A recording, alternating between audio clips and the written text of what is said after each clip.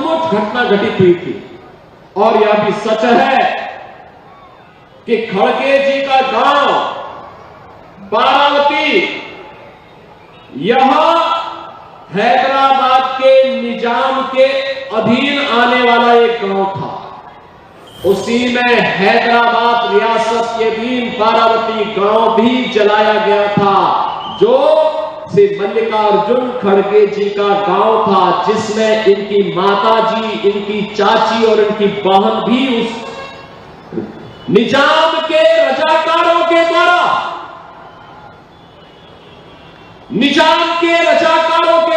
उन्हें जलाया गया।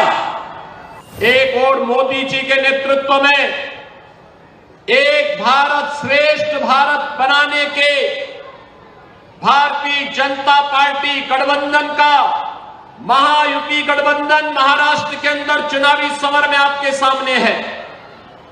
और दूसरी तरफ राष्ट्र की अस्मिता के साथ खिलवाड़ करने वाले महाराष्ट्र को लव जिहाद, लैंड जिहाद और पेन कार्ड जिहाद का एक नया अड्डा बनाने वाला महाअनाड़ी गठबंधन आपके सामने है। और इसीलिए बहनों भाइयों, मैं आप सबसे कहने के लिए आया हूं कि जो महाराष्ट्र हम सब के लिए प्रेरणा भूमि रहा है, पूरे भारतवासियों के लिए प्रेरणा भूमि रहा है, उस महाराष्ट्र को फिर से प्रयोगशाला नहीं बनने देना चाहिए।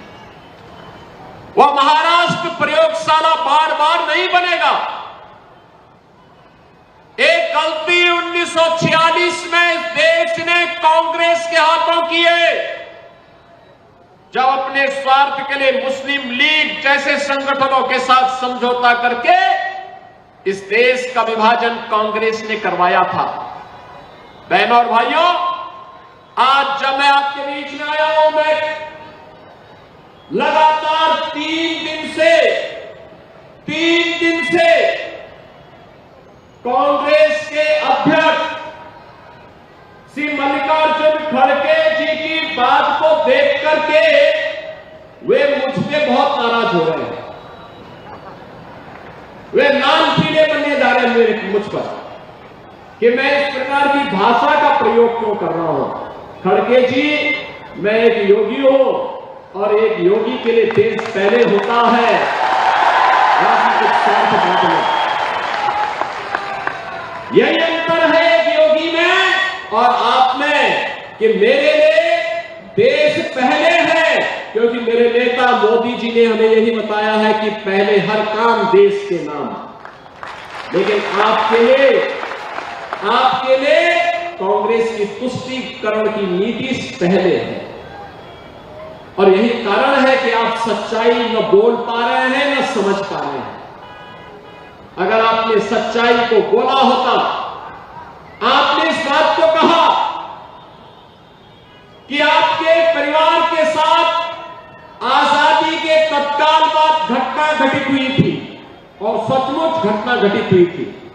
और यह भी सच है कि खड़गे जी का गांव बारावती यह हैदराबाद के निजाम के अधीन आने वाला एक गांव था। याद करिए, अंग्रेजों ने जब देश आजाद हो रहा था, उनको लगा था कि अब भारत के क्रांतिकारियों के सामने अधिक दिनों तक वह नहीं टिक पाएगा, तो उसने भारत के स्वाधीनता के लिए जो सूत्र तय किए गए, जो रोड मैप तय किया था, ब्रिटिशर ने उसमें तय किया था भारत का विभाजन हो।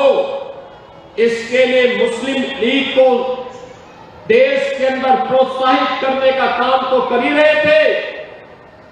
कांग्रेस का उस समय का नेतृत्व भी मुस्लिम लीग के सामने लगभग सरेंडर सा कर चुका था।